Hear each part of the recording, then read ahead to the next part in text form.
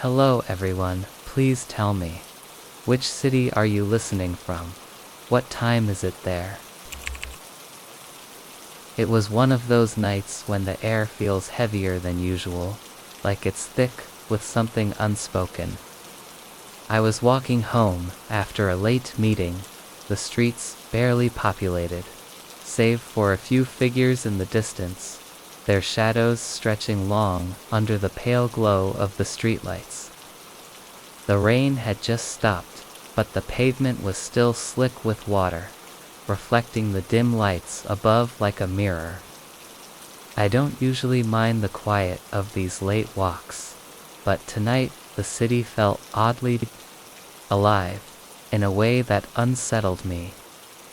I turned the corner onto my street, the one that had always felt familiar, safe.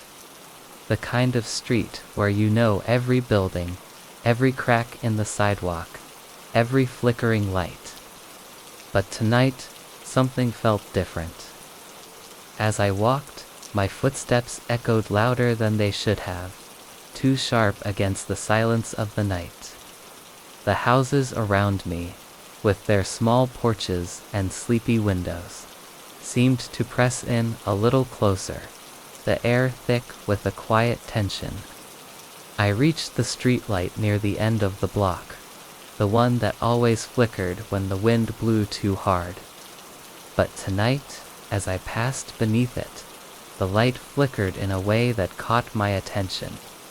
It was more than just a brief stutter, like it was fighting to stay on. The bulb buzzed, dimmed, and then flickered again. It wasn't the usual rhythm I'd grown accustomed to, the way streetlights usually blink in short, sporadic bursts. This flicker lingered, almost as if it was waiting for something. Then, without warning, the light went out entirely, plunging the street into darkness for a split second. And when it came back on, flickering back to life, it wasn't the same. The street felt different. The shadows around me were deeper, and the air colder. I stopped walking for a moment, sensing the shift, like the world had tilted just a little, as if reality itself had hiccuped. I shrugged it off as nothing more than my imagination. Maybe it was the tiredness creeping in from the long day. Maybe I was just too attuned to the quiet. But then, something else happened. I don't know why, but I turned to look at the houses around me. The street seemed empty, just the usual homes lined up against the pavement. But for some reason, my gaze drifted to the doors. The heavy wooden ones, the old brass handles, the weather-worn paint, every single one of them stood slightly ajar. It wasn't a crack, a sliver of an opening, like when someone forgets to latch the door. No, these doors were wide open, the insides of the homes dimly visible through the gaps. Each one, all of them, open. I blinked, rubbed my eyes, unsure if I was seeing things. The streetlight above me flickered again, casting a weak glow over the open doorways. My heart started to beat a little faster. I knew every house on this street. I'd walked past them for years. None of them had been open like this before. None of them had ever been unlocked, inviting like this. There was something inherently wrong about it. I stepped closer to the first house, the door on the left side of the street. The house I'd walked by countless times, never thinking much of it. But now, standing in front of it, the open door seemed unnatural. I could hear the faint creaking of the hinges, like a low whisper of something old and forgotten. The inside was dark, except for the faintest light, a soft, flickering glow from deep within. I couldn't see much, just the outlines of furniture, the blurry shapes of a room I couldn't place. But the door, that door, stood wide open, waiting. I took a step forward, hesitant, my pulse quickening as a strange compulsion began to pull me toward it. I don't know why I was drawn to it. I should have turned and run, I should have kept walking, but there was something about the way the door beckoned. The way the shadows inside seemed to stretch, just out of reach of the light, as though something or someone was just beyond that threshold. And then, from somewhere behind me, I heard a whisper. So soft, I wasn't sure if it was real. "Come inside." I spun around, my breath catching in my throat. But there was no one there. Just the dark, empty street. The same houses, their doors still wide open, like they were waiting for me to choose. The whisper came again, closer this time, almost too faint to hear, but unmistakable. "Come inside, Lena." I froze, the blood draining from my face. That voice? It was her asterisk. My sister's voice. She had been gone for years, missing without a trace. I'd never heard from her again, and yet, here it was. That same soft, familiar tone, calling me. I didn't move. I couldn't move. The world seemed to shrink, the houses pressing in tighter, the shadows stretching unnaturally long, like they were trying to swallow me whole. And then, as if the universe had decided to turn everything up a notch, every door on the street creaked open wider. I watched, frozen in place, as the other houses on the block followed suit, their doors swinging open fully. The soft, inviting glow of light spilling from within each of them, flickering like 100 candles in the distance. I didn't know what to do. The streets, once so familiar, now felt like a maze. The houses were no longer homes, they were places I didn't belong. I had never been invited in before, never seen these doorways left open. I had never heard the voices that whispered my name from beyond the threshold. I stepped back, my feet moving against my will, carrying me away from the house that had called me. The voice continued to beckon, faint, persistent, but growing fainter as I retreated. And then, in the distance, I heard a sound I hadn't noticed before, the sound of all the doors, closing. Each creak, each hinge slowly shifting back into place. One by one, the light from the open homes dimmed, flickering, then vanishing altogether. I stood still, my heart thudding in my chest, trying to make sense of what had just happened. The street was quiet again, unnervingly so. The houses, now silent, stood like lifeless shells in the dim glow of the flickering streetlight above. Everything seemed to have returned to normal, but I couldn't shake the feeling that I had just been part of something much larger than myself. Something that had been waiting for me. I couldn't bring myself to look back at the doors. Not now. Not after they had opened for me, after the voice had whispered my name. I turned around, walking faster this time, the echo of my footsteps sharp against the stillness. The streetlight flickered once more. Just for a moment, just long enough to make me hesitate. And then it went out completely, plunging the street into darkness. And somewhere, far behind me, I swore I heard the sound of doors creaking open again. I had just finished my shift at the cafe and was heading home, the usual route I'd taken for years.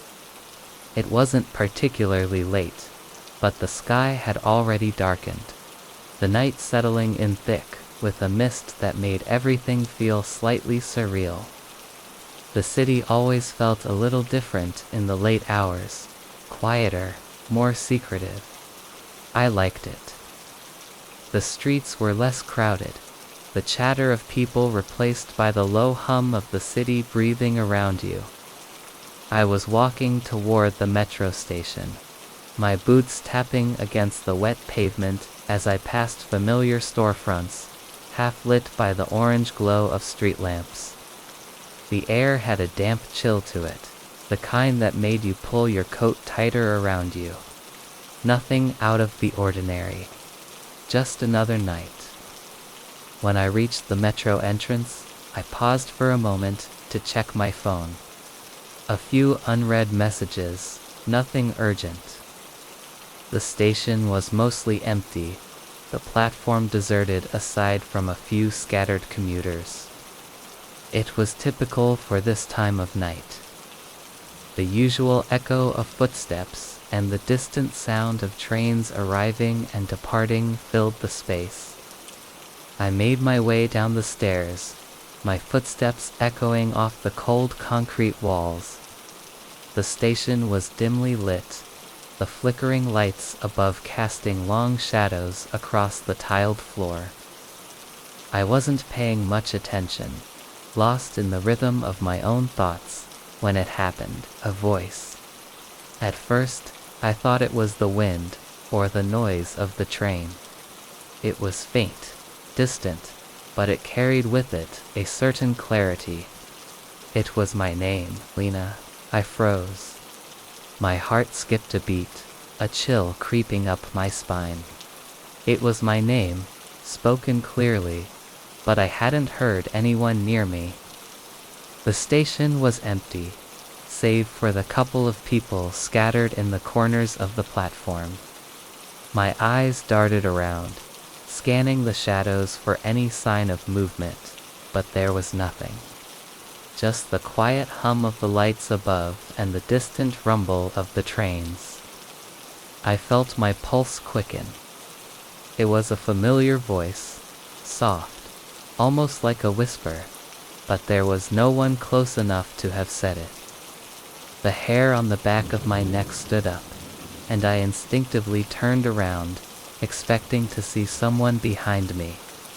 But no one, just the long stretch of the platform, empty, silent.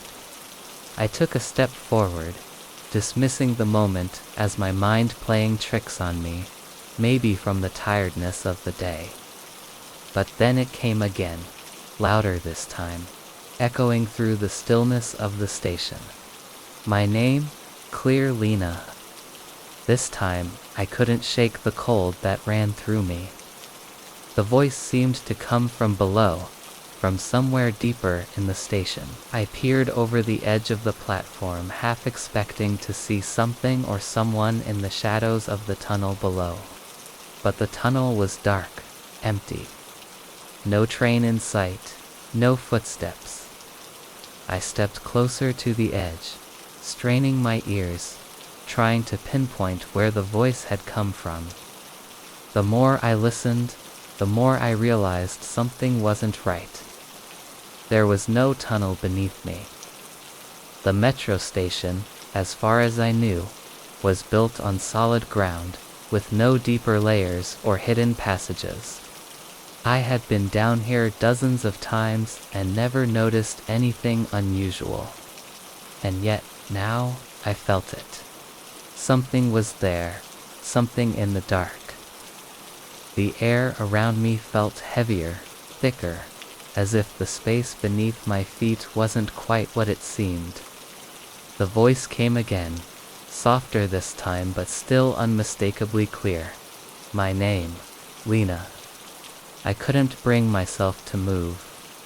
I was frozen in place, the weight of the silence around me pressing in. My mind raced with questions. Was someone playing a prank? But no, this wasn't the kind of place for that. No one would be hiding in the shadows, calling out from beneath the station like that.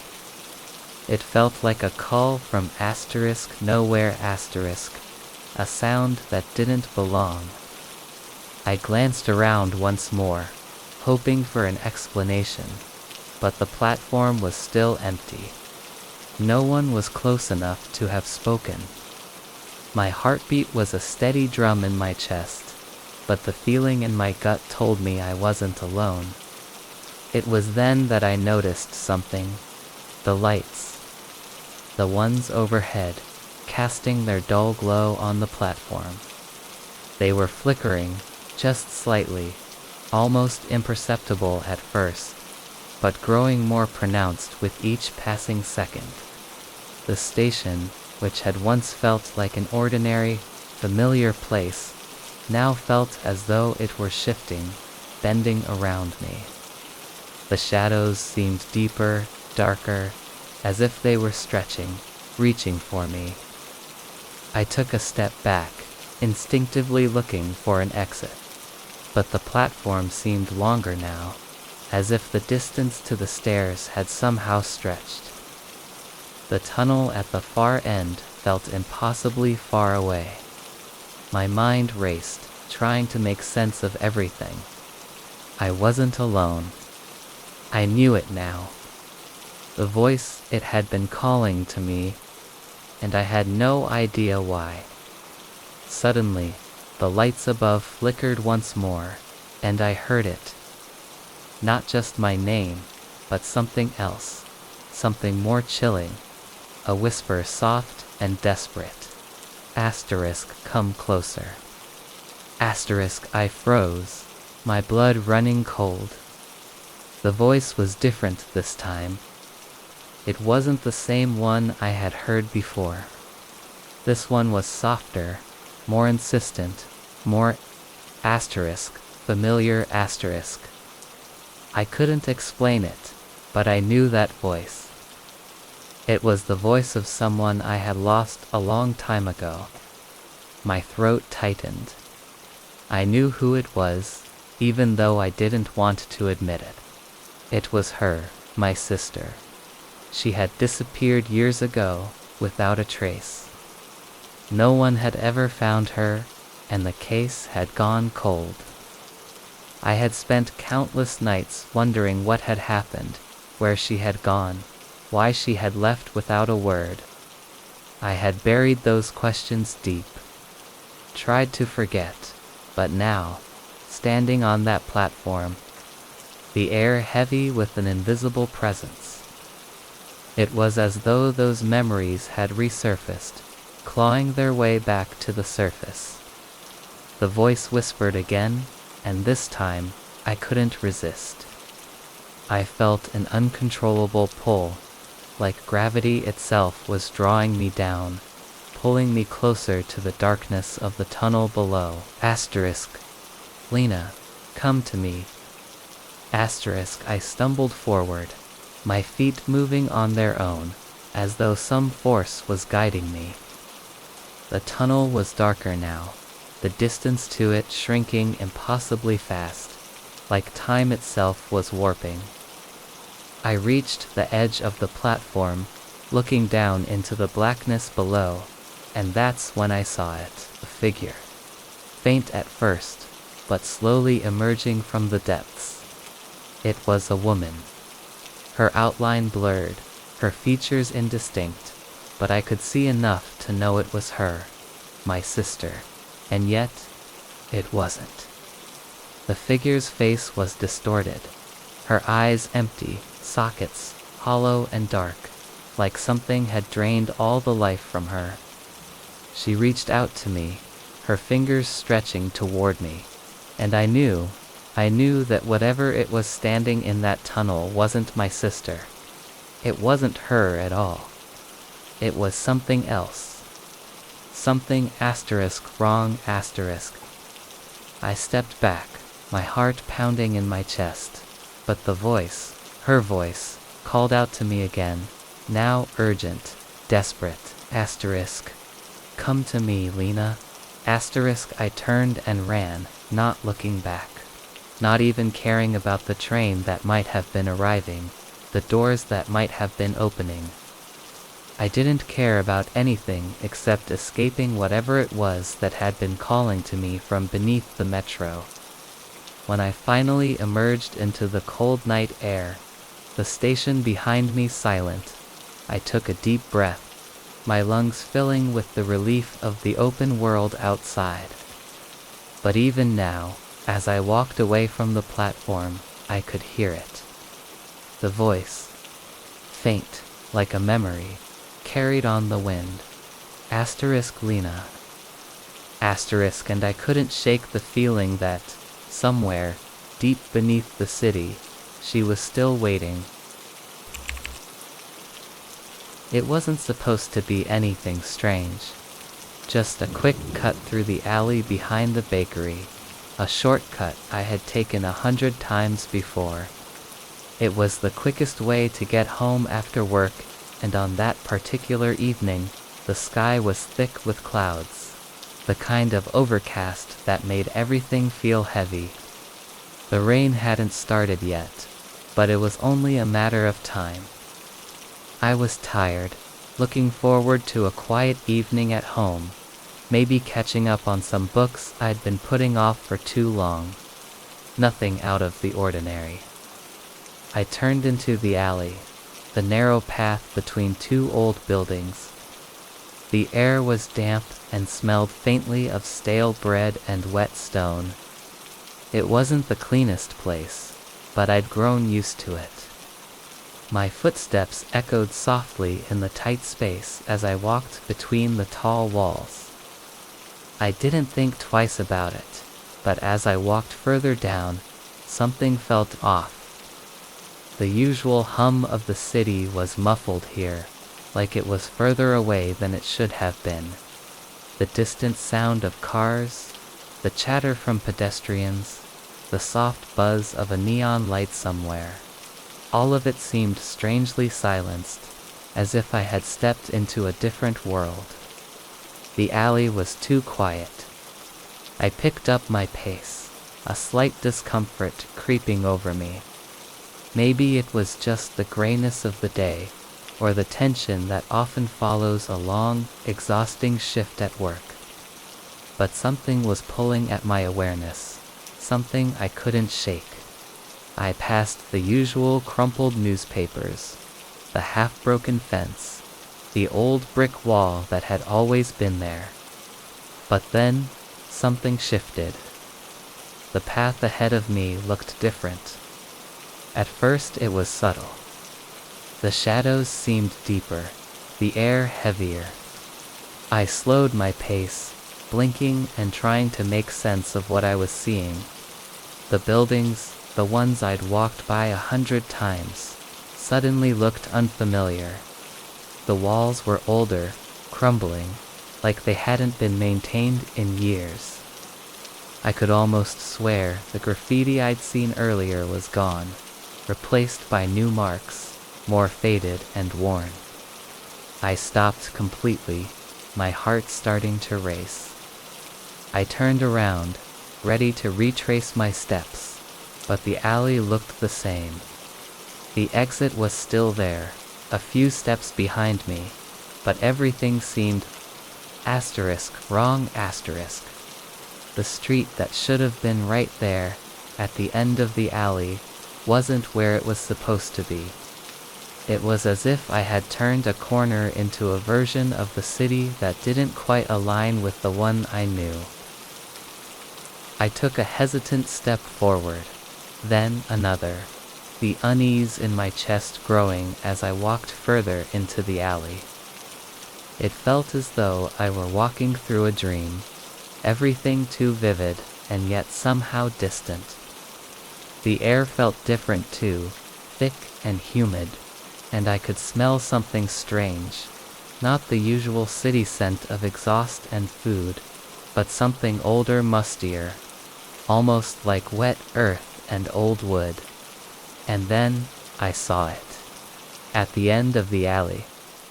The building that I knew should have been there was replaced by a small shop, a little store with a wooden sign hanging above the door that read General Goods. The sign was faded and peeling. The wood warped with age. It didn't belong there.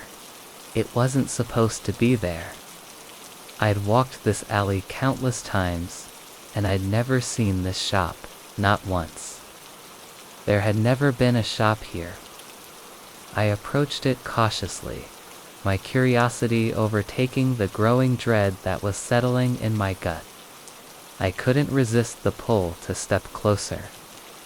The wooden door creaked as I pushed it open, the bell above it ringing a sharp, piercing sound that echoed through the stillness. The inside was dim, lit only by a few old lanterns hanging from the rafters.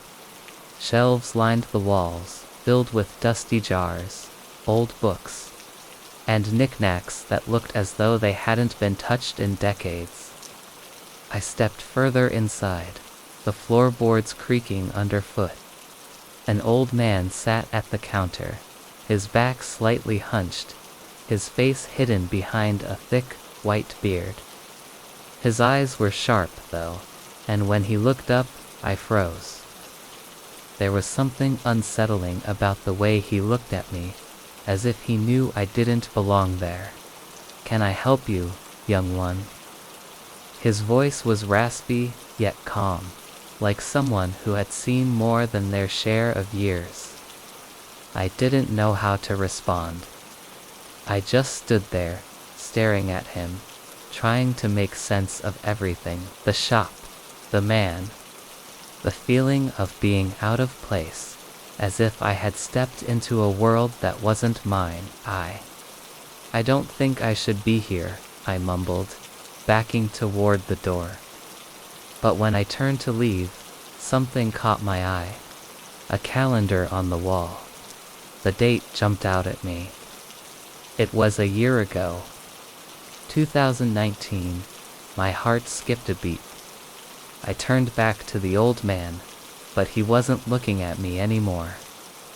His gaze had returned to the stack of papers in front of him, his fingers tracing the edges as though he was lost in thought. I stood there for a long moment, feeling the weight of time pressing on my chest.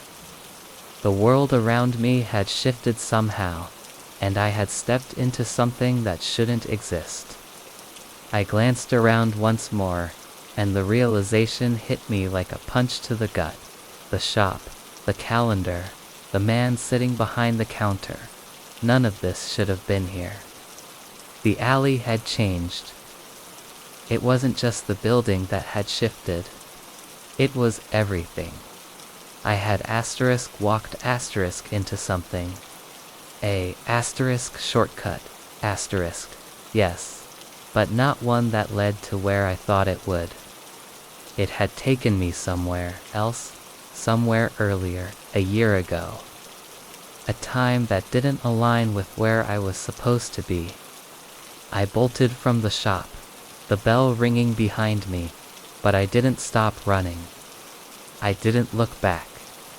The alley had returned to what I knew, but there was something wrong with it now, too.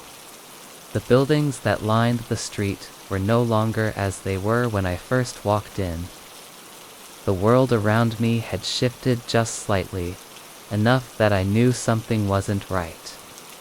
The exit was just ahead, but I couldn't shake the feeling that I wasn't really going anywhere. When I finally stepped back onto the main street, everything looked the same, but I felt off. The rain had stopped, and the light from the street lamps was brighter than it should have been. The air felt too still, too heavy. I checked my phone. The date was still the same, 2022, but in my gut, I knew it wasn't. I don't know how it happened, or what I really saw, but the world around me had changed. I was walking on familiar streets, but they felt unfamiliar. I had come out of that alley years earlier than I should have. And I couldn't shake the feeling that something, somewhere, was out of place. Something had been left behind in the time I hadn't meant to visit. I still walk those streets, still take that shortcut. But now, whenever I do, I feel the pull again. The quiet tug at the edges of my mind, reminding me that time doesn't always play by the rules. And sometimes, it takes you somewhere you can't quite reach back from. It was one of those nights that felt like time itself was slowing down, the kind of evening when the air holds a certain weight to it, thick with the dampness of the recent rain. I was walking through the old town, a place I'd walked 1,000 times before, but that night, it felt different. The cobblestone streets, the ivy creeping up the buildings, the faint glow from the street lamps. Everything seemed strangely muted, as if the world was holding its breath. I had been trying to get some fresh air, to shake off the weight of my thoughts, but something was making it harder to breathe. I passed by the clock tower, just as I had every evening for the past few weeks, but tonight it felt alive in a way that unsettled me. It wasn't the usual dull ticking that accompanied the hours. No, tonight the air was thick with the sound of the clock's chimes, but there was something off about them. The usual, sharp tolls that marked each hour were distorted, somehow slower. The echoes lingered, bouncing off the stone walls and the narrow alleys, their sound stretching unnaturally long into the night. It should have been comforting, the reliable rhythm of time passing, marking the minutes in its steady, predictable way, but there was something wrong. I stood still for a moment, letting the eerie tolls wash over me. The chimes were not just late, but reversed. Instead of counting upwards, they seemed to move backwards, the vibrations pulling at my chest. At first, I thought I was imagining it. Maybe I was too tired. Maybe the rain had made me feel strange. But no, there was no mistaking it. The clock tower was ringing backwards. The first chime echoed out with a deep, slow clang, and then the sound folded in on itself, pulling back in a way that made my heart skip a beat.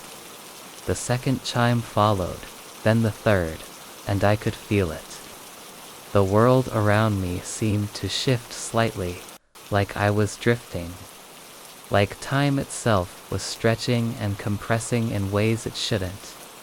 I shook my head and started walking again, trying to ignore the unsettling rhythm of the chimes that seemed to follow me, echoing just slightly out of sync with the world. The streets were empty, as they often were at this hour. The usual bustle of the day had faded into the quiet hum of nighttime. I could hear the soft patter of rain hitting the ground, a sound that normally comforted me.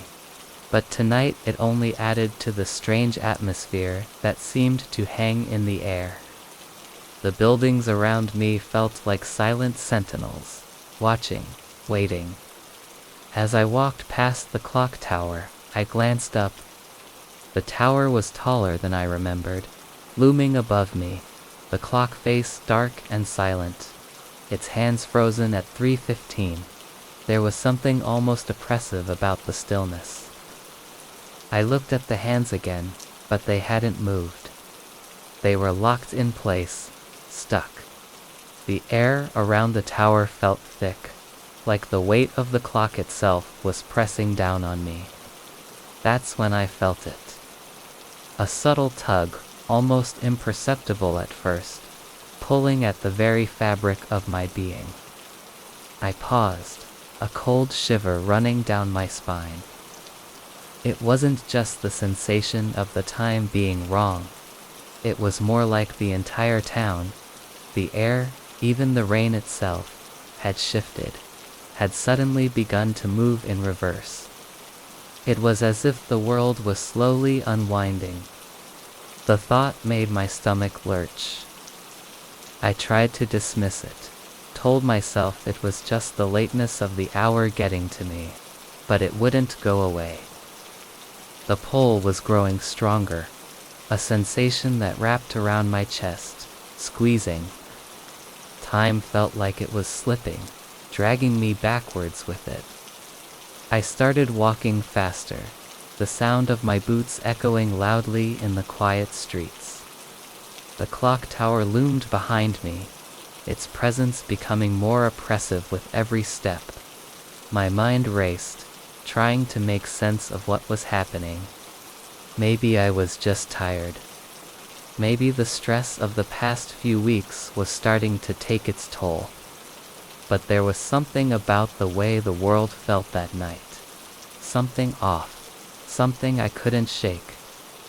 I turned a corner, trying to put some distance between myself and the clock tower.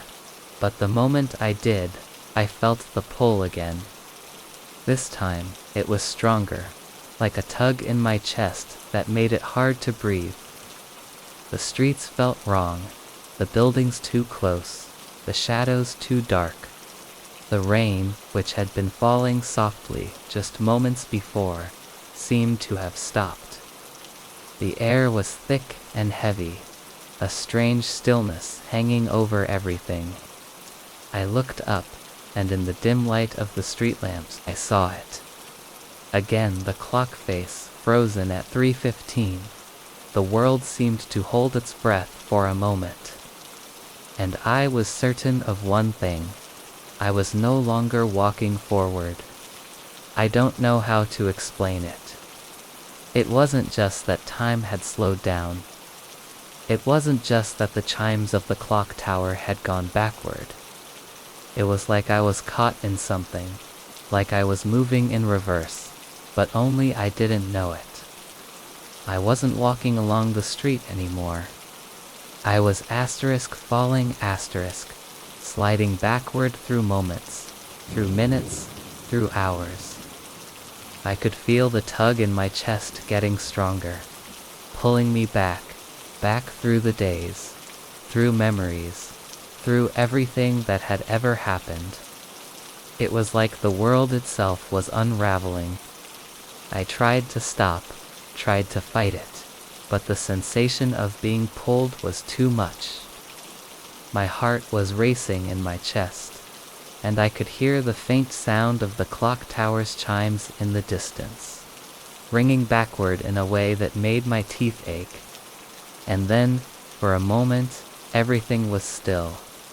The tugging stopped, and the rain returned, soft and steady.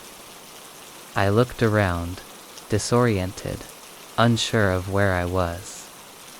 The street was empty, but now the buildings felt unfamiliar. There was a fog rolling in from the sea, curling around the lampposts, and the world had become even quieter, almost suffocating. I turned and glanced back the way I had come. The clock tower was gone. There was no sign of it anywhere, no towering structure looming above the street. I felt a pang of confusion, but it was quickly overtaken by the growing sense that something wasn't right. I started walking again, trying to regain some semblance of normalcy, but every step felt heavier than the last. The sensation of being out of sync with time itself lingered, an undercurrent beneath my every movement. I looked up at the sky, but it was dark, the stars barely visible through the thick fog. I couldn't shake the feeling that time was still pulling at me, pulling me backward into something I wasn't ready to understand. The streetlights flickered, casting long, distorted shadows on the ground, and I couldn't tell if they were moving forward or backward, like I was trapped in a loop that wouldn't end. And then, as I passed another corner, I saw it. The clock tower, but this time, it was different. The hands on the clock face had moved, but they weren't in sync with anything. They were spinning erratically, twisting and turning in impossible directions. The chimes began to ring again, slow and distorted, backward and forward at once, until they blurred together into a sound that vibrated in my bones. The pull was unbearable now, tugging at me in every direction. I felt as if I was being stretched thin, pulled across moments, across memories. It was like I was slipping through the cracks in time, unable to find my place, unable to stop the spin. I wanted to scream, to run, but my feet wouldn't move.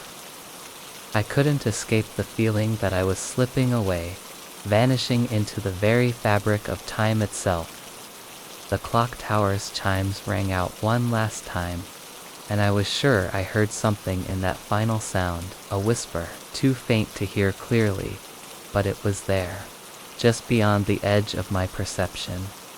And then everything stopped. I woke up in my bed, the rain still falling softly outside, the familiar sounds of the city barely audible in the distance. The clock on my nightstand read 3:15, the same time as before. But something was different. I don't know how to explain it. Maybe I dreamt it. Maybe I never really left. But I can't shake the feeling that time is still pulling at me, that the clock tower is still out there, somewhere, waiting for me to come back, waiting for me to understand. It was the kind of evening where the sky hung heavy with the promise of rain, but the breeze from the sea still carried a strange warmth. I had been walking along the pier, my hands shoved deep into the pockets of my coat, trying to distract myself from the thoughts that seemed to pile up inside my mind with every step. The world felt muted, the air thick with the smell of salt and damp wood. It was one of those rare moments when the crowds seemed too thin, and you could hear the gulls crying overhead, their calls piercing the silence. The bench was old, weathered, and sat near the edge of the pier, its paint chipped and faded from years of exposure to the salt air.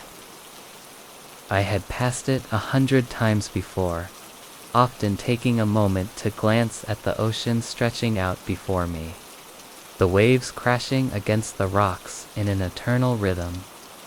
But tonight, as I walked by, I noticed something out of place. There was a scarf draped across the back of the bench.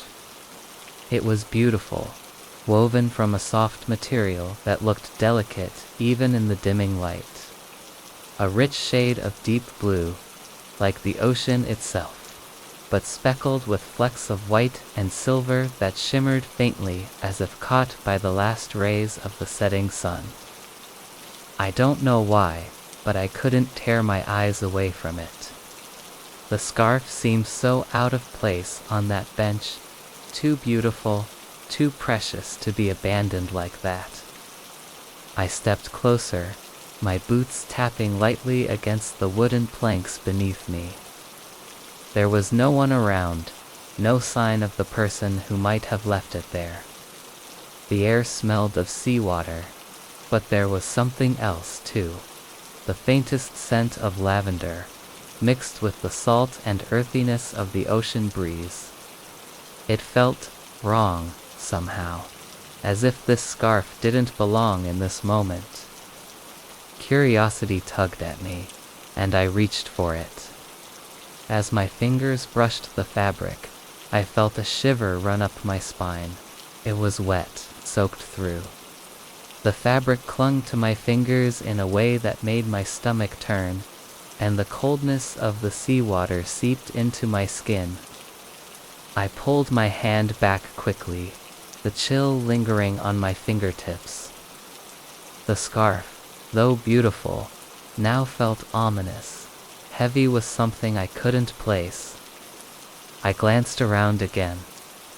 There was no one nearby, no footsteps or voices to explain the sudden appearance of the scarf.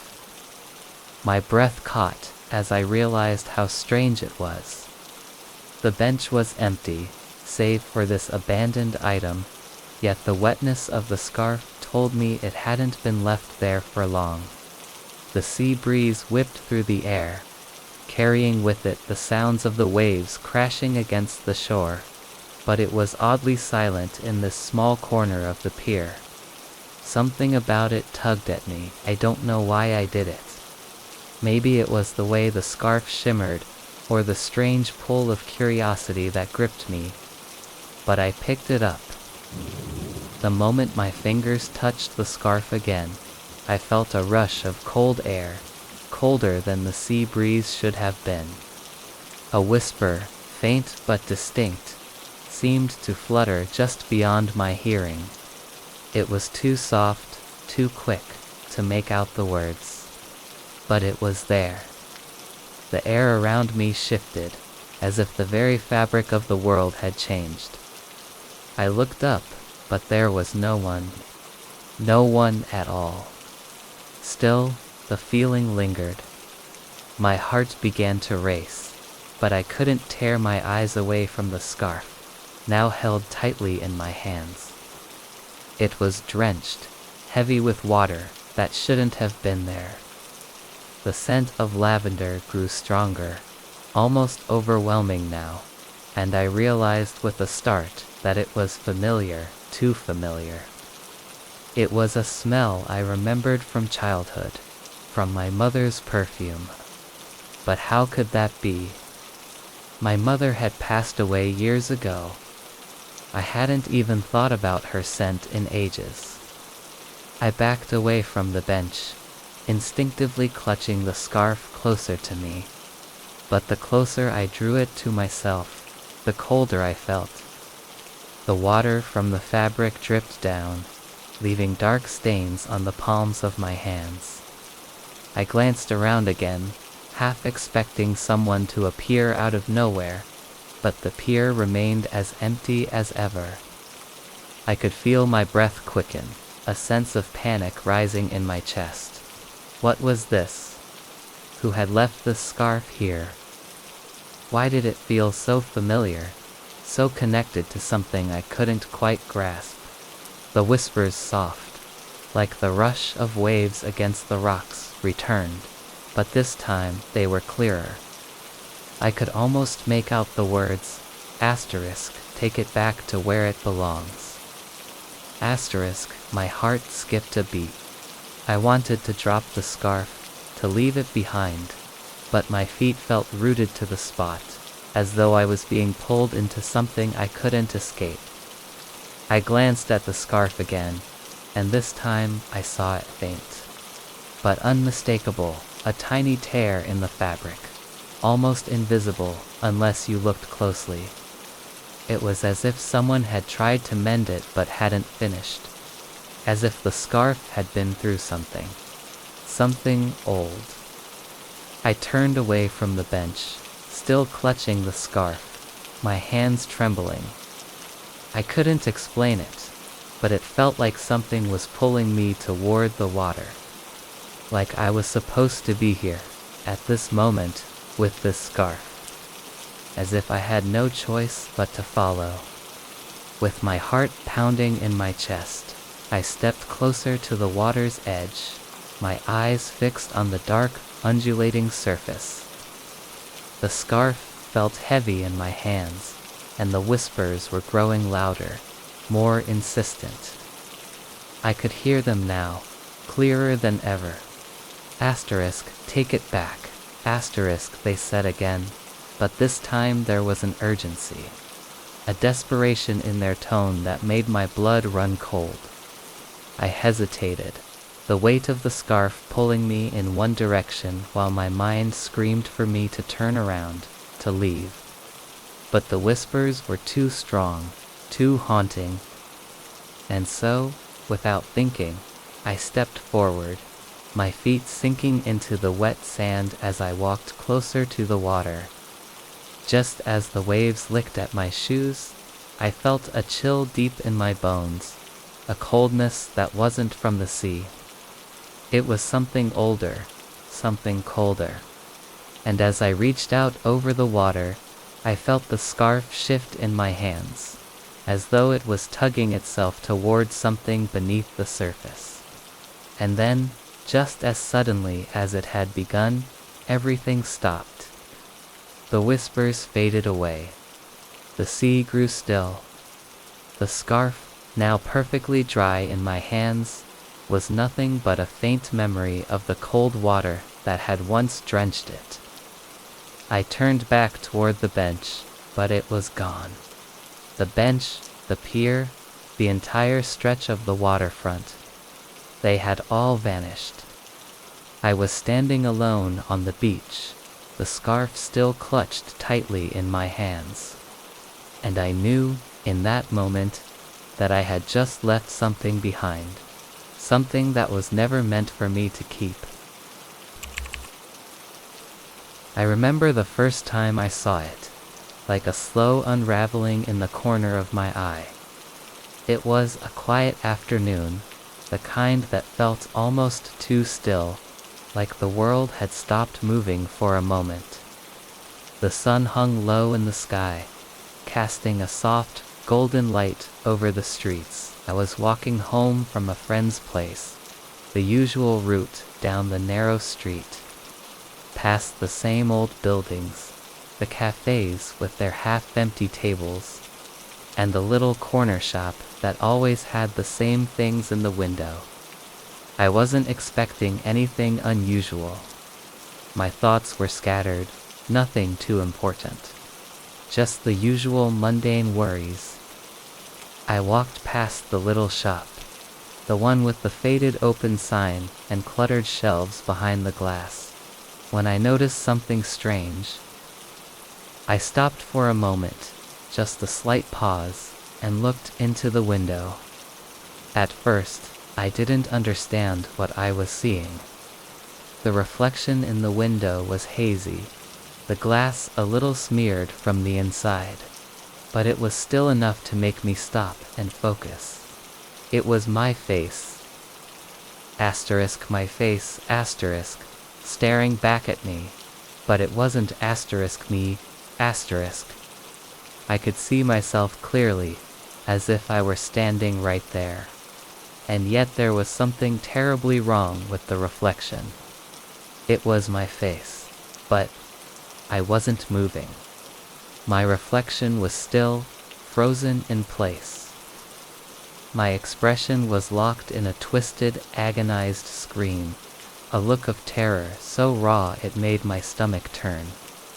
I felt my heart stop for a beat, like the air had been sucked out of me. My mouth was wide open, the scream distorted, as though it was trapped inside the glass, unable to escape. My eyes, they were wild-wide with fear, filled with something. Unnatural. I blinked once, twice, and the reflection stayed the same. I reached out, almost without thinking, to touch the glass. My hand trembled as it hovered just inches away from the cold surface. My reflection didn't mirror the movement. Instead, it stayed locked in that same horrific expression. "Hey, are you all right?" A voice called from behind me. I jumped, spinning around to see an older woman walking past, her expression kind but puzzled. I blinked again, the shock still clinging to my mind. "I'm fine," I muttered, forcing a smile, though my voice felt shaky. I glanced back at the window, but the reflection was gone. There was no screaming face, no distorted image. Just the familiar, everyday view of the shop window, some scarves on a display rack, a few knickknacks scattered on the shelves. The only thing that remained was the strange, lingering feeling of something being wrong, a low hum in the back of my mind. I shook my head, taking a deep breath. Maybe I was just tired. Maybe I'd seen things that weren't there. My feet moved a little faster now, as I tried to put distance between myself and whatever that had been. I didn't want to dwell on it. but the feeling stuck with me, like a thick fog that wouldn't lift. I couldn't shake the image of my face, trapped in that silent scream. It lingered, clawing at my thoughts, and I couldn't stop thinking about it. I tried to move on, tried to forget, but it wasn't easy. Over the next few days, I found myself avoiding that street. It wasn't intentional at first. It was just a habit. I would take a different route home, or I'd delay my walk just long enough to skip that part of town altogether. But the thought of that window, the reflection, haunted me. It was like the image was etched into my brain, playing over and over every time I closed my eyes. I told myself I was just imagining it. The mind plays tricks, especially when you're tired or stressed, right? But then, almost a week later, it happened again. This time, I wasn't near the shop window. I was standing at the bus stop, waiting for my ride home, when I saw it, my face again. Not in the reflection of the window, but in the glass of the bus shelter. For a split second, I thought I was losing my mind. The face was there, just behind the glass, staring at me. Not my asterisk face exactly, but something close enough to make my blood run cold. The eyes were the same, the expression was the same, that scream, the terror, that awful frozen horror. It was so real. I spun around, expecting to see someone behind me, maybe a reflection of someone else standing too close. But there was no one. The street was empty, and the bus stop was quiet. I felt my chest tighten, my breath shallow as I forced myself to look back at the glass. It was gone, just like before. But the panic had already set in. My hands were shaking. I was sure I had seen it, just like the first time, but now I had no explanation. No one else had seen it. No one else had reacted. There was no one to confirm that what I was experiencing was real. I started walking home faster, my thoughts a jumble of fear and confusion. I wasn't sure what was happening to me. I hadn't told anyone about what I'd seen. I didn't want to seem insane. But the thing is, it wasn't just my face anymore. It was something else, something wrong about it. Something I couldn't explain, and every time I tried to rationalize it, the feeling only grew stronger. I was losing control. The days started blending together in a blur. I couldn't go a day without thinking about it. I kept seeing my face in reflections, in glass, in mirrors, always screaming, always trapped in that expression of terror. I even started to avoid mirrors altogether, not wanting to face whatever had taken hold of me. It came to a head one evening when I stood in front of my bathroom mirror, brushing my teeth, trying to breathe normally. But I couldn't stop looking at my reflection. It was like I was drawn to it, hypnotized by my own eyes. And then it happened again. The scream, the face, it wasn't a reflection anymore. It was me, but it wasn't me. I wasn't screaming. I wasn't in control. My reflection, no, not my reflection. Something else was locked in that silent, desperate scream. And I could see it in my eyes. It wasn't just fear. It was something else, something I couldn't understand. In that moment, I realized it wasn't the glass or the mirrors. It wasn't the windows or the reflections that were wrong. It was me. I wasn't seeing myself at all. I was seeing a version of me that was locked away somewhere, trapped in that expression, that scream. And it was trying to get out. I don't know what happened after that. I've stopped looking in mirrors altogether now, and I avoid any place with glass. I can still hear that scream sometimes, echoing in the back of my mind. It's a constant hum, a reminder that whatever I saw, whatever I became isn't over. It's waiting. It's always waiting for me to face it. And I don't know if I ever will. It was a normal evening when I first saw it. I was walking down the street, passing the usual spots on my route. The cafe where the barista always greets me with a smile. The small bookstore with its cracked windows. The corner shop that never seemed to change. It was the kind of routine that kept me grounded. The kind of walk that didn't demand attention. Where my mind could wander and drift between the mundane and the unknown. The billboard caught my eye as I crossed the intersection, just like it always did. It was one of those massive digital screens, flashing advertisements for luxury watches, cars, and some generic brand of clothing that never really grabbed my attention. But that evening, something was different. I don't know if it was the way the light hit the screen or the way the words seemed to stand out sharper than before. But as I glanced up, something stopped me in my tracks. It wasn't an ad. Not a typical one, anyway. It was my name. Not just any name, asterisk. My full name, asterisk. Written across the bright flashing screen, as clear as day, in bold letters. I blinked, confused. I wasn't sure if my eyes were playing tricks on me, or if the light was reflecting in a way that made the words appear to be mine. But no, it was unmistakable. It was my name, first, middle, and last.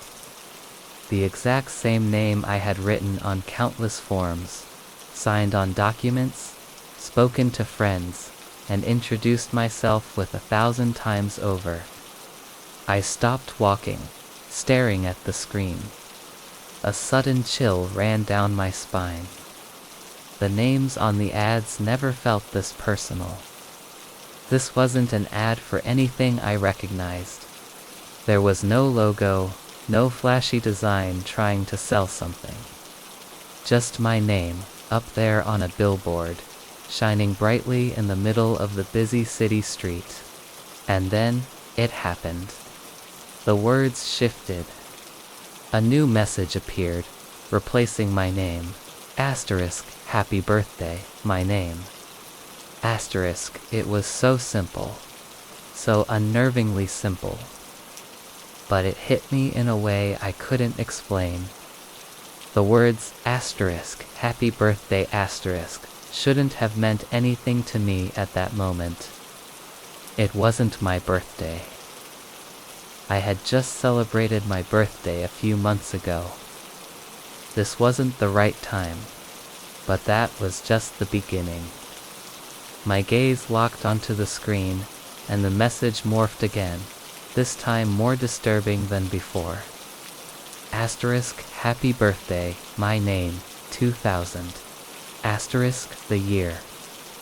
The year had changed.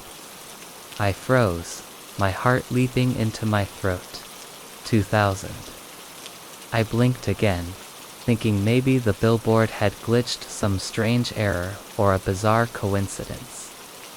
But the words remained the same, hanging there in bright, glaring contrast to the city lights. I hadn't been born in 2000. My birthday wasn't even close to that year. It didn't make sense. I took a step back, the sounds of the busy street fading into a distant hum in my ears. A cold sweat had started to break out across my skin, but I couldn't tear my eyes away from the screen. The words were wrong. All wrong. I wasn't born in 2000. I hadn't existed in 2000. I couldn't have. My birth certificate clearly said 1996. Yet here it was, plain as day, a birthday I didn't recognize. I turned to look around, half expecting someone to notice this, to feel the same confusion and unease I was experiencing. But the people around me continued with their usual business. No one else seemed to be looking at the billboard. They were all moving in their own worlds, absorbed in their phones, their conversations, their tasks. It felt like I was the only one seeing it. The only one caught in this strange anomaly. I tried to walk away, to ignore it, but my feet wouldn't move. I felt rooted to the spot, my gaze locked onto the screen as the message shifted again. The words on the billboard flickered and distorted for a moment, as if glitching, before settling back into place. This time, the message read something different, something far more personal and deeply unsettling. Asterisk. Happy birthday. My name 2000. You weren't supposed to be born. Asterisk. I felt the blood drain from my face. My legs gave way, and I grabbed the edge of a nearby bench to steady myself. I could barely breathe. My chest was tight, my head spinning with a million questions I couldn't begin to answer. What did it mean? How could a billboard know something so personal, so impossible? My mind raced, searching for a logical explanation, but there was none. I knew there couldn't be. My thoughts kept circling around the same thing. Asterisk, you weren't supposed to be born. Asterisk, but who said that? Who was behind this, and how did they know? And why 2000? It didn't make sense. I hadn't even been aware of any sort of coincidence, any strange detail in my life related to that year. I was born in 1996, to a set of parents who were alive and well then. So why 2000? And why did it feel like someone was watching me, like they were in my head, knowing something I didn't? I pulled myself together, trying to think rationally, but I couldn't tear my eyes away from the screen. The messages had stopped now, and the billboard flickered back to an advertisement for a car, something I hadn't even seen properly. The city felt a little more alive, the noises of the street returning as if I had snapped back into reality. But my mind couldn't let go of what I had just seen. I stood there for a while, unable to move, unable to think. The questions swirled inside me, overwhelming me, and yet everything else outside the billboard felt so normal, so ordinary. How could something so strange and impossible have just happened right in front of me, in broad daylight, without anyone else noticing? I walked away eventually, my body numb, my heart still racing in my chest. I didn't look back at the billboard, but I could still feel the weight of the words pressing on my mind. They followed me as I moved through the city, as I returned to my apartment, as I tried to sleep. For days after, I couldn't shake the feeling that something was off. Like something had shifted in the world, something I couldn't understand. I kept telling myself it was just a strange coincidence, a glitch, something my mind had exaggerated in the moment. But the memory of the words, of the date, of that impossible message, stayed with me. And I kept wondering, How could something so specific, so intimate, and so strange just show up out of nowhere? I still don't know. But whenever I walk past that spot now, my eyes instinctively flicker up toward the billboard, just to make sure it's still empty. I remember that night so clearly, the kind of night that stays with you, lodged in your mind like an old song you can't shake off. It was just after midnight when I walked into the diner, the cold air of the outside world still clinging to my skin as I pushed the door open. The bell above it jingled softly, the sound echoing through the empty space. The warm, yellow light from the diner's neon sign flickered outside, casting a muted glow over the worn-down booths and greasy menu boards inside. There was a quiet hum of the refrigerator in the back, and the faint clinking of dishes as the cook worked. The diner was empty, save for a couple of late-night regulars slouched over their coffee at the counter. I didn't expect much from the night. Just a late meal to settle my stomach before I went home. It was the kind of diner that was open 24/7, the kind you always pass but never really think about. The kind that felt like it was stuck in time, untouched by the world outside. I slid into a booth by the window, the leather cushions cold and stiff under me, and stretched my legs out as I settled in. The rain from earlier had stopped, but the streets outside were still wet, the glow of the streetlights reflecting off the pavement. The waiter, a man in his late 20s, with messy hair and a tired look in his eyes, shuffled over to me. His name tag read Tom. He offered a half-hearted smile as he handed me the laminated menu. I could tell he wasn't in the mood for small talk, and honestly, neither was I. I gave him my order without much thought. A cheeseburger, fries, and coffee.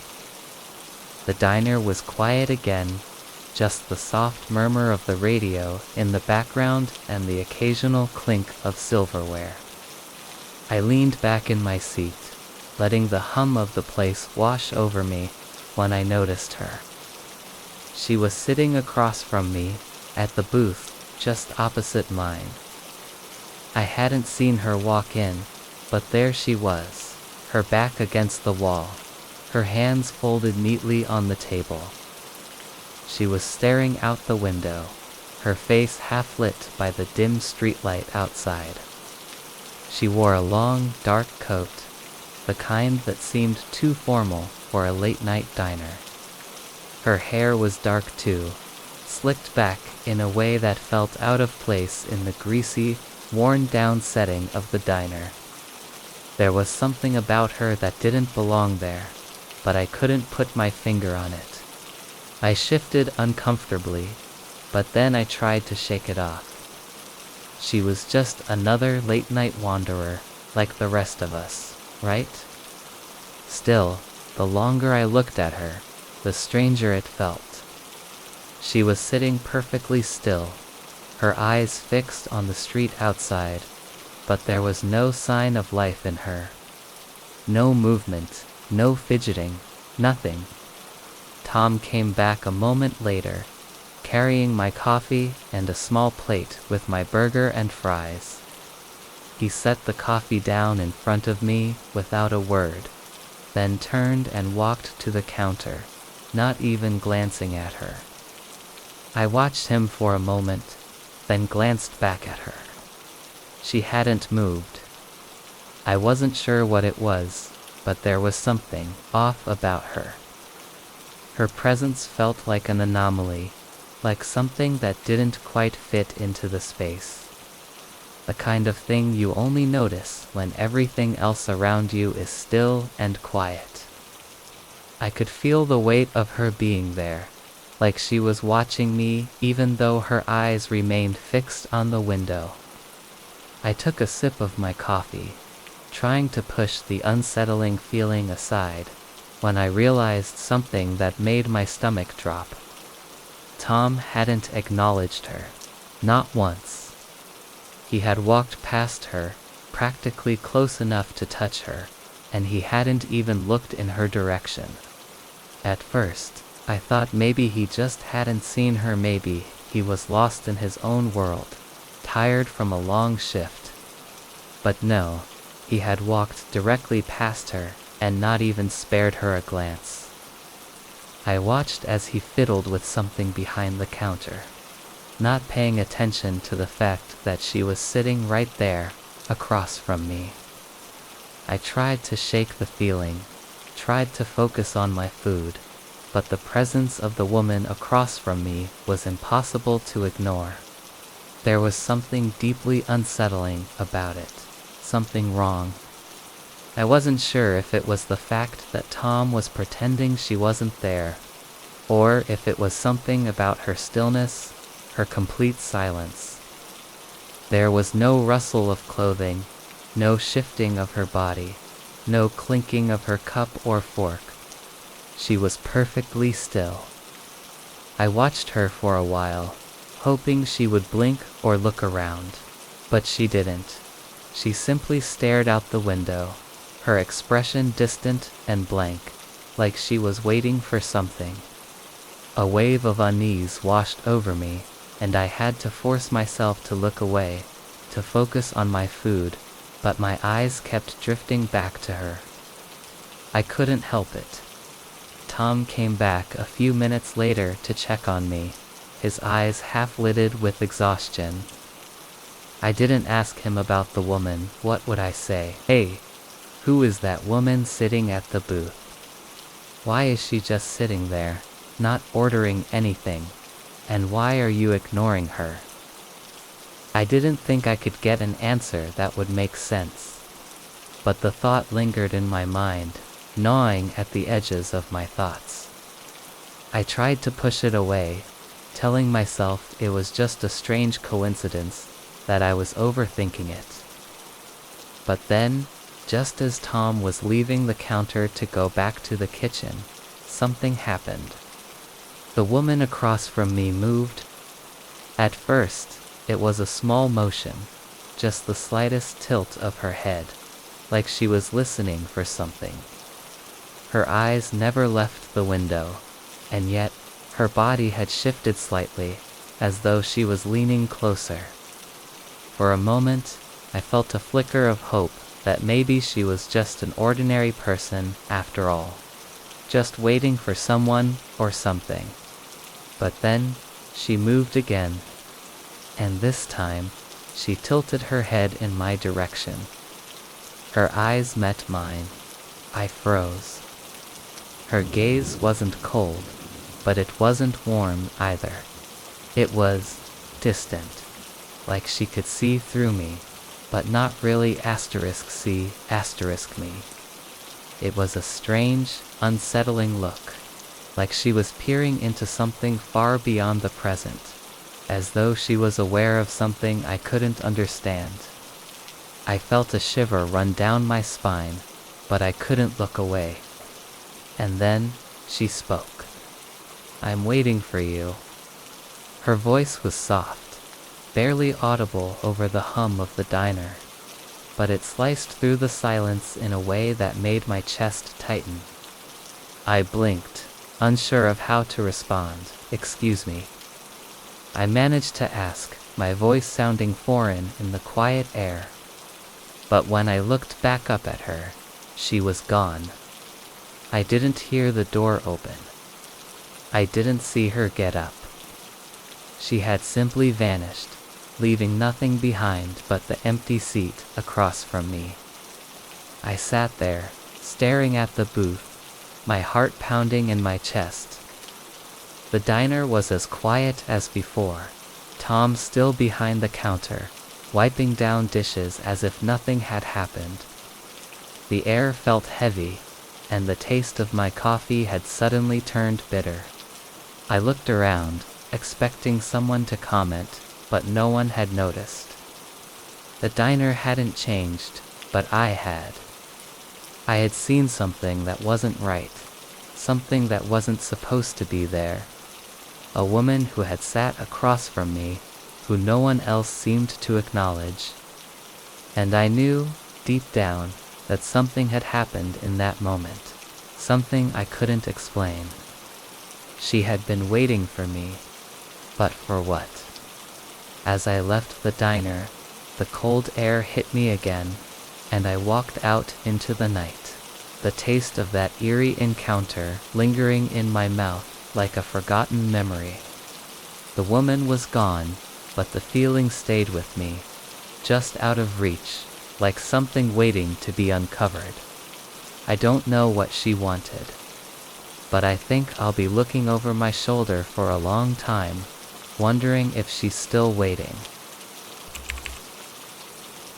It started on an ordinary evening, the kind where nothing seems out of place until something changes. I was walking home after a long day at work, the evening air cool and damp with the remnants of a rainstorm.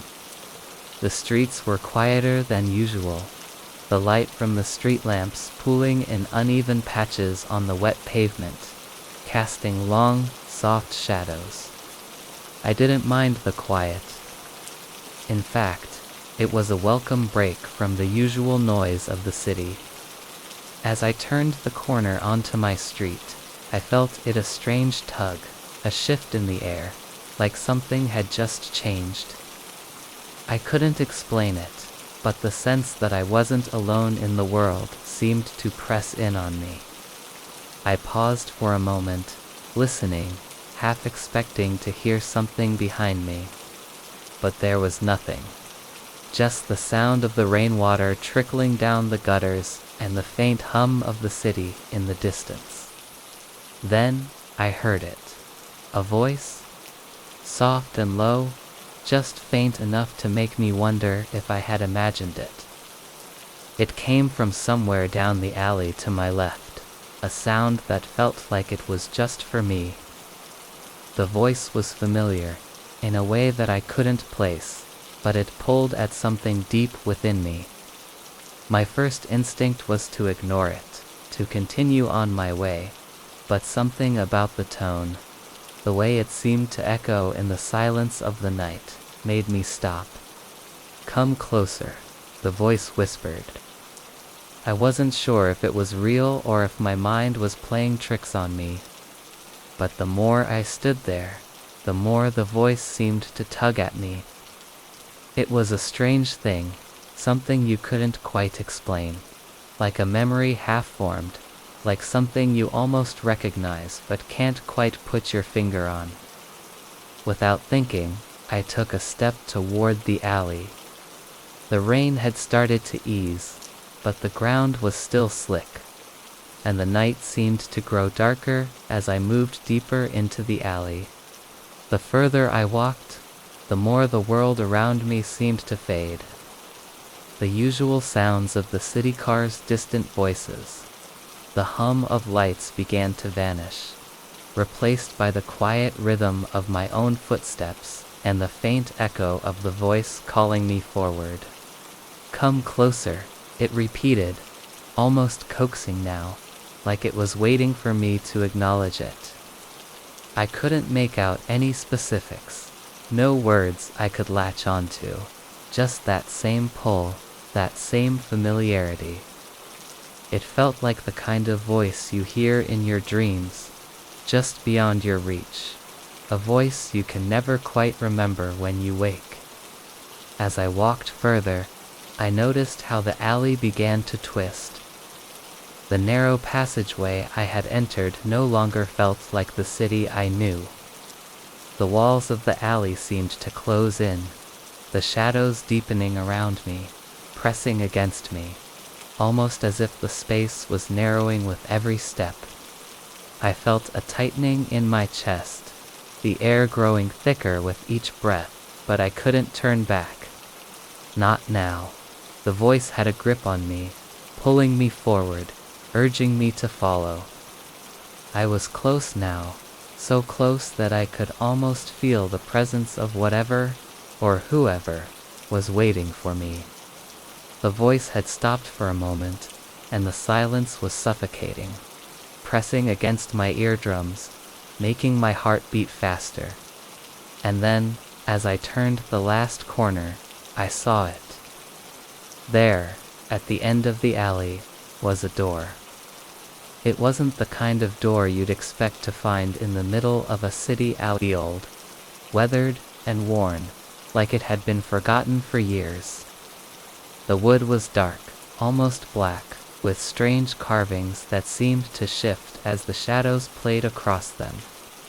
The faint glow of light seeped from beneath it, casting an eerie golden hue across the wet cobblestones. The door seemed to beckon me. My body moved before I could fully process what I was doing. My hand reached for the door handle, cold and smooth under my fingers. As I pushed the door open, I felt a wave of heat wash over me, like stepping into another world altogether. Beyond the door, there was a room, dimly lit by a few flickering candles. The air inside was thick with dust, and the faint scent of old books and incense hung in the air. But what caught my attention wasn't the room itself. It was what stood in the center, a mirror. It was large, framed in dark wood, its surface polished to a dull shine. But when I looked at it, I didn't see my reflection. Instead, I saw a memory. I saw myself as a child, standing in the very same alley, looking up at the same door. I saw the younger version of myself reaching out, hesitant, unsure, much like I had been just moments ago. The child in the mirror seemed to hesitate, as if torn between moving forward and turning away.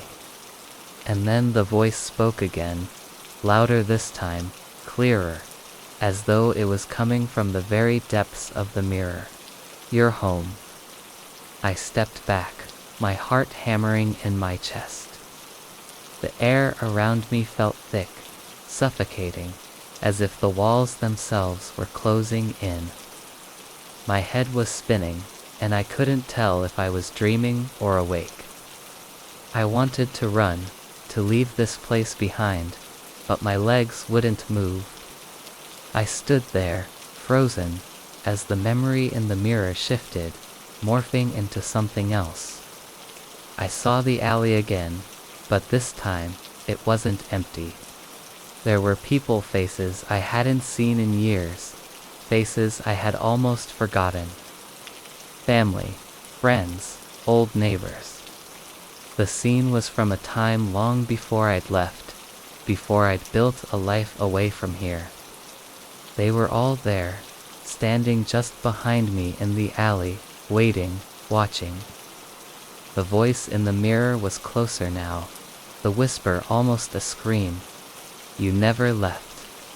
I took a step back, and the mirror seemed to ripple, as though it were alive. The faces of the people in it blurred and distorted, their eyes following me, their expressions unreadable.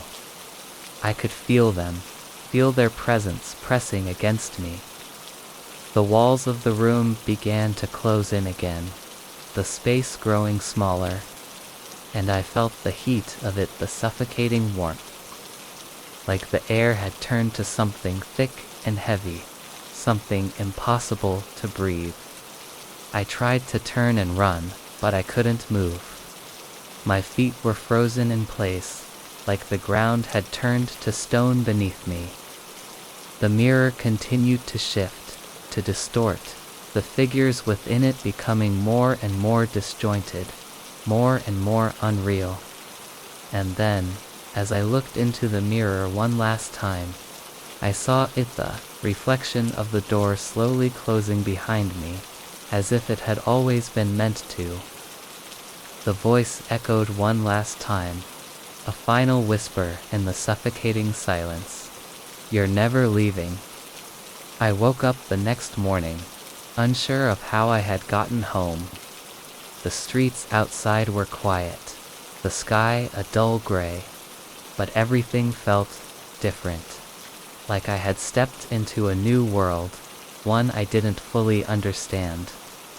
And when I glanced back at the alley, it was gone, replaced by a new row of buildings. Nothing familiar about it at all. Yet I couldn't shake the feeling that somehow, something had followed me back. I don't know what I saw that night, or why I was led down that alley.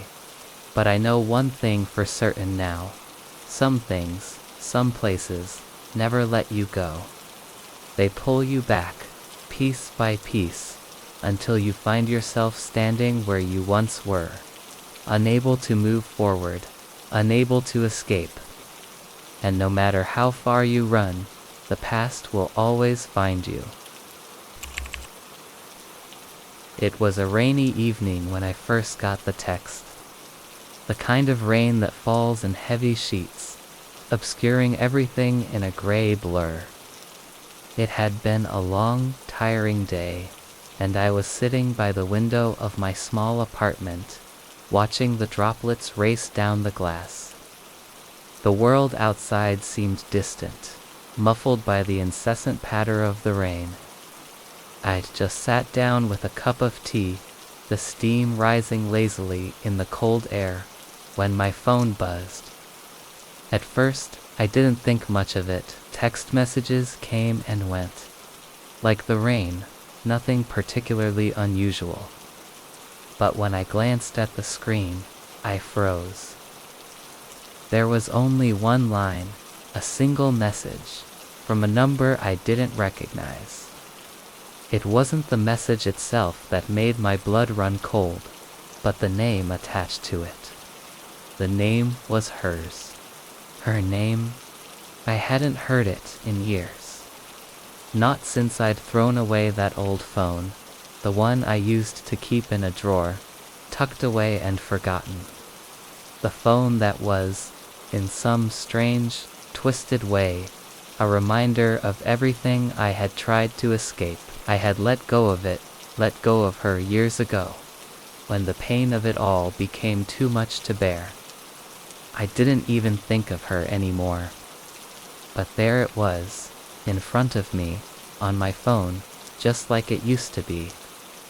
The message was simple. I miss you. I stared at it for what felt like an eternity, the rain continuing its steady rhythm against the window, the only sound in the room. My fingers trembled as I held the phone, not knowing what to do. How could this be? There was no logical explanation. I hadn't spoken to her in years, not since I threw away that phone. The phone. I had discarded it, smashed it even, when I was done with everything it represented.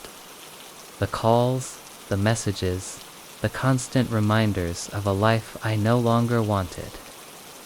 It had been a clean break, or so I thought.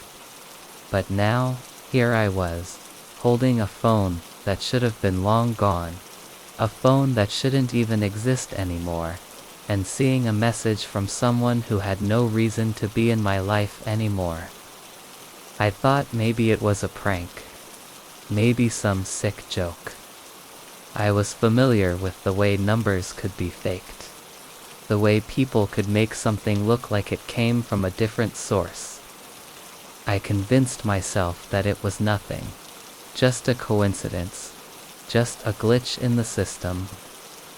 I tried to shake it off, but the feeling of unease had already settled in, heavy and thick, like the air just before a storm. I didn't respond to the message. I thought that would be the end of it. But then, a few minutes later, the phone buzzed again. Another message from the same number. This time, it was different. Please don't ignore me. I felt a shiver crawl up my spine, the kind of shiver you get when something isn't right. When your mind tries to make sense of the impossible. I looked at the screen again, my heart pounding. It was as if the message was pulling me in, as if I had no choice but to keep reading. But I didn't want to. I didn't want to acknowledge it. Didn't want to admit that something was wrong. That something was happening that couldn't be explained. But I couldn't help myself. I picked up the phone and stared at it. And then, almost without thinking, I typed out a response. I asked how she had gotten my number. I asked how she was even alive. I asked everything I shouldn't have asked. I hit send before I could stop myself. The reply came almost immediately. I never left. The words were so simple, yet they carried with them a weight that made my chest tighten. I felt a coldness seep into my bones, as if someone was reaching out from the other side, from a place I couldn't understand. My breath quickened, my pulse racing, and I tried to calm myself, but the fear had already taken root. The rain outside seemed louder now, more oppressive, as if it was closing in on me. I didn't know what to do. I wanted to throw the phone across the room, to end this, to make it stop. But something inside me, some nagging, horrible curiosity, kept me tethered to the screen.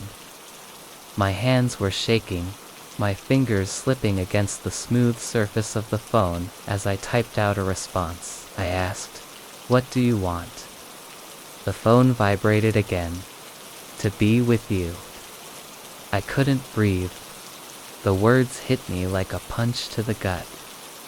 I felt the walls of my apartment closing in around me, the rain now a deafening roar in my ears.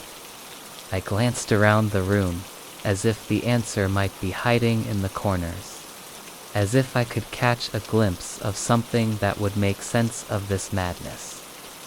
But there was nothing. Just the steady fall of the rain, the gentle tapping of the drops on the window, and the overwhelming sense that I was being drawn into something I couldn't escape. I don't know how long I sat there, staring at the phone, the messages coming one after another, each one more unsettling than the last. They were all the same, all variations of the same message. I miss you, I never left, you can't escape me. The words blurred together in my mind, mixing with the sound of the rain, until everything felt unreal, like I was stuck in a nightmare I couldn't wake up from. And then, just as suddenly as it had started, it stopped. The messages ceased. The phone went silent. I sat there for a long time, not knowing what to do, feeling like I had been left in limbo. I checked the number again.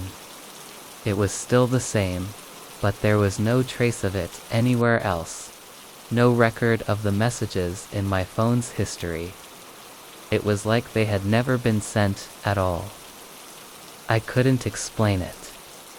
I couldn't explain how she had found me, how she had gotten my number, or why I was still sitting here, shaken to my core by something I couldn't comprehend. I tried to tell myself it was just a dream, that it had all been some kind of twisted, vivid hallucination. But deep down, I knew it wasn't. I knew that somehow, some way, she had found me again. The next morning, I woke up and checked my phone. There were no messages, no sign of the texts from the night before. Everything was as it should have been, normal, clean. But I couldn't shake the feeling that something had changed, that somehow I had crossed a line and there was no going back. The phone, the messages, the rain, it all felt too real, too close, like it was waiting for me to acknowledge it again. The strange part? The phone, the one I had thrown away years ago, The one that had been shattered and left to rot. It had vanished from the drawer where I'd kept it. The place where it had been for years, untouched, was now empty. I don't know where it went, or why it was gone. But every time it rains, I wonder if it's still out there. If it's still waiting for me to hear that message again. It was the kind of evening that didn't feel right from the moment I stepped out. The rain was constant, rhythmic, tapping against my umbrella with a soft, unrelenting beat.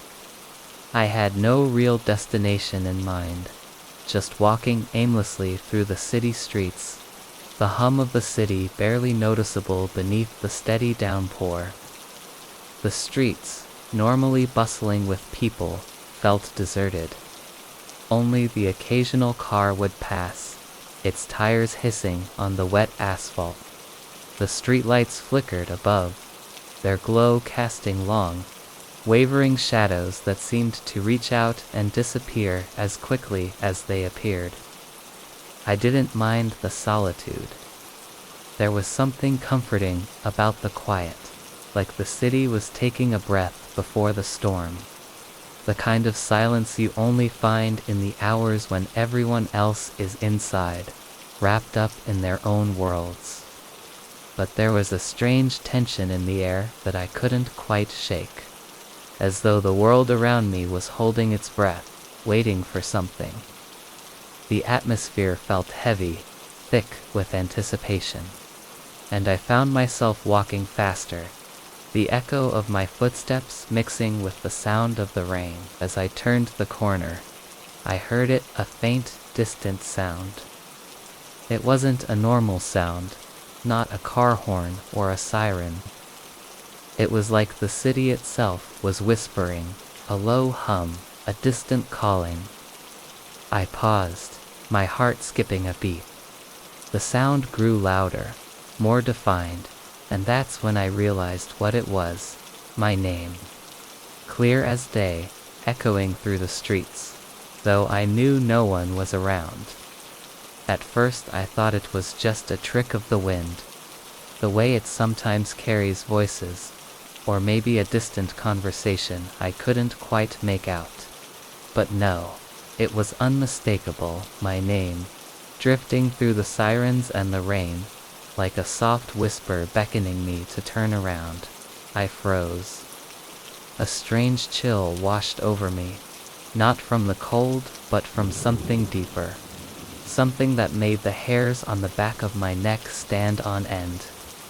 I didn't move, unsure of what to do, my mind racing for an explanation that didn't make me feel foolish. Maybe it was just the sirens blending with the sound of my own thoughts. But no, it was too clear, too distinct. Asterisk. My name, asterisk. It called again, this time closer, more urgent. I turned around slowly, half expecting to see someone standing there, but the street was empty. The glow of the streetlights barely reached the far end of the alley, and the shadows there felt darker, deeper.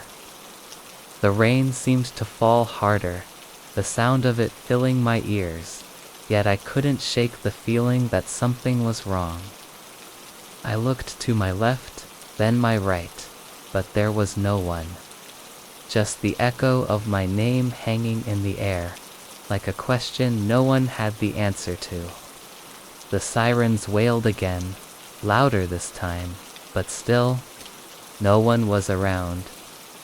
The sound was almost comforting in its normalcy, like the city was trying to reassure me, but it felt off, like it had become a part of the unnatural quiet.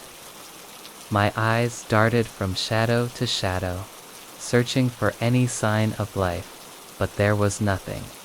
Nothing but the rain, the distant hum of the sirens, and the unsettling feeling that someone, or something, was watching me.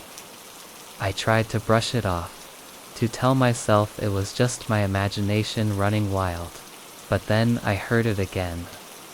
This time, it was closer, my name. The same gentle, calm whisper, like a voice just behind my ear. I spun around, but there was no one there. The street was still empty, just as it had been for the last few minutes. The rain was falling harder now, the sound almost deafening. But in the silence between the drops, I could still hear it, my name. I don't know how long I stood there, staring into the empty street, waiting for something to happen. Time seemed to stretch and bend, the world around me feeling both familiar and foreign at the same time. The air felt thick with something I couldn't name, a presence that I couldn't see but could feel pressing in on me. The shadows seemed to move in the corners of my vision, flickering and shifting as if they were alive, and I found myself stepping back, unsure of whether to run or stay. Then, as if the world itself had decided to stop, the voice came again.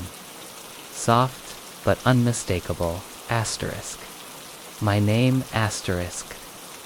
This time, it was right behind me. I turned sharply, heart pounding in my chest, but there was no one there. The street was still empty, save for the glow of the streetlights casting long, distorted shadows. My breath caught in my throat, my body tense, every muscle frozen in place. The rain continued to fall, the sirens still wailing in the distance, but the world felt different now, quieter, somehow, like everything around me was holding its breath. For a moment, I felt like I was being pulled into the shadows, the darkness swallowing me whole. The air grew colder, the dampness creeping into my bones, and I could feel something watching me from beyond the veil of the rain. It wasn't a person. It was something else. Something older.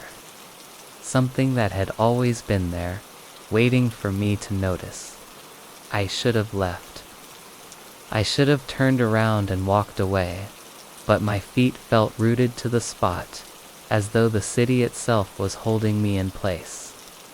My heart was beating in my ears now, drowning out the sound of the rain, the sirens, everything.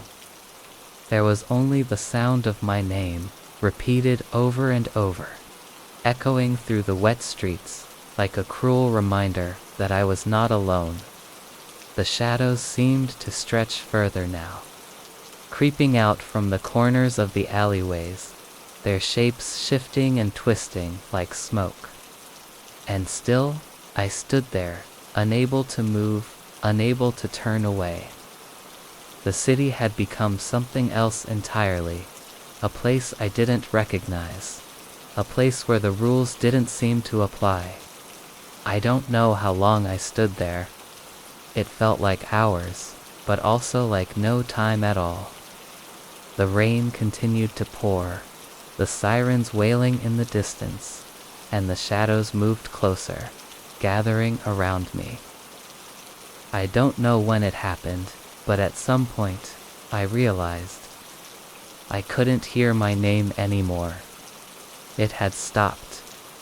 But then, I realized something else. I wasn't alone. I don't know when they arrived, but I could feel their presence now, just behind me, in the shadows, in the rain. I couldn't see them, but I knew they were there, watching, waiting, and I knew, deep down, that I would never be able to leave. Not really. I still hear my name sometimes. Not out loud, but in my mind, whispered softly, just behind my ear. And when I walk the streets at night, I can feel them. The ones who call to me. The ones who've always been there, waiting for me to hear them. And now I can't help but wonder if I ever really left.